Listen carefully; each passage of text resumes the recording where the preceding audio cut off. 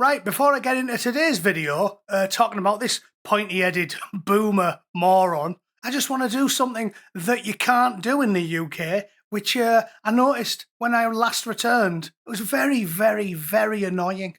And it's this.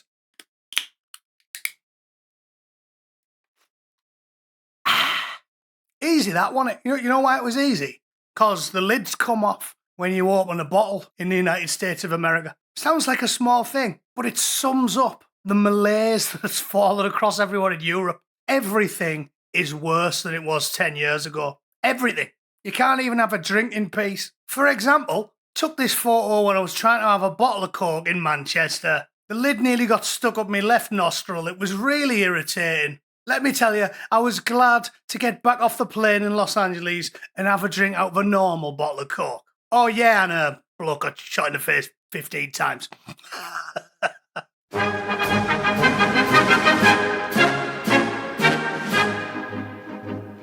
All right, thanks to whoever it was that sent me that on X. Gave me a chuckle, so I thought I'd share it with everyone on YouTube.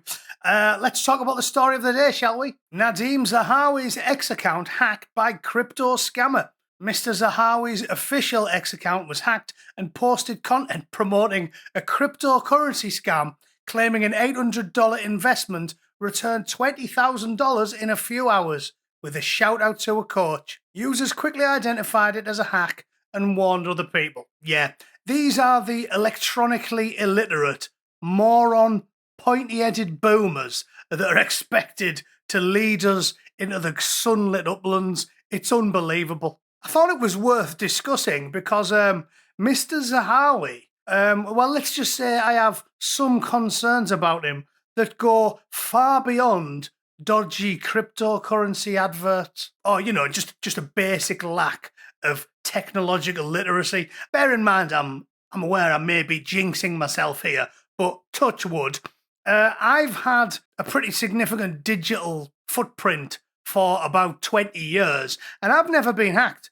It's not too difficult unless you're thick enough to click on links that say things like, "Hello there, I am Mbutu Unduweto, and I am Nigerian Prince. Click button, send many dollar." It really isn't rocket science, but apparently the great and the good, the elites that run the world, they can't grasp this stuff. And it's not the first time we've had these type of issues with British politicians. You may remember that in April 2025, Lucy Powell also had her X account hacked to promote a fraudulent House of Commons coin. I mean, even the name's ridiculous. Posts were quickly deleted and her account was secured. But the very fact that it happened was yet more embarrassment for a Labour Party that is, let's be frank, about as competent as a one-legged man in an arse-kicking contest. And in September 2024, there was a lot of buzz online about several other British politicians getting hacked. Shabana Mahmood, ooh. Some of it was fun. You deserve that, Shabana. You should really be taking better care of your electronic devices. Chris Elmore and Carolyn Harris all shared the same message on their X profiles. They were quickly deleted, but could still be viewed via TweetDeck, the social media dashboard for management of X. And there she is, Shabzy Mac, wonky-faced relative rattler, promoting Hackcoin on Solana. Brilliant. So there you go. If it's in any doubt, as I've said many, many times, calling them the elites is itself an oxymoron. Calling politicians and world leaders in 2026, when we're living in the anti-meritocracy, calling them the elites is preposterous. It's like calling Chris Kyle and Andy McNabb blokes, but then the Oklahoma National Guard elite, isn't it? Ant Middleton, soldier bloke, fat, chair-warming, 25 years in the military without ever deploying on operations, and best of all, photo on Wikipedia like a cross between a rabbit in the headlights and a prolific sex offender. Air Marshal Rich Knighton, elite, super elite. We've got a badass here, ladies and gentlemen. It's absurd. It's absurd. The people that run the world are the thickest people in society. I'm not even joking. Look at the state of our front bench. David Lammy. If it feels like neighbourhood policing has vanished, It's not around you. We haven't seen a police while I've been here, and I've been here for a little while now. Unbelievable.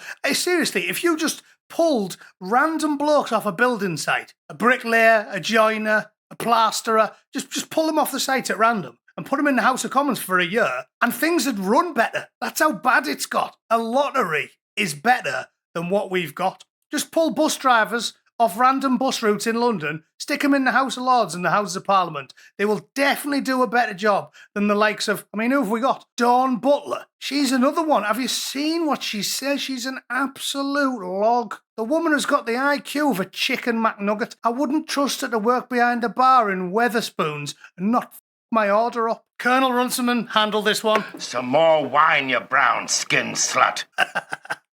Love that, never gets old. To finish up, let's just go over some of the opinions Mr. Zahawi's had. Yes, I know to anybody sensible, it sounds a bit ridiculous to have an Iraqi shoe bomber in the Houses of Parliament, but this is the UK. It's a KAKISTOCRAcy. We've just established that. What did he think? Well, in 2013, he asked for all illegal amnesties to get given an amnesty.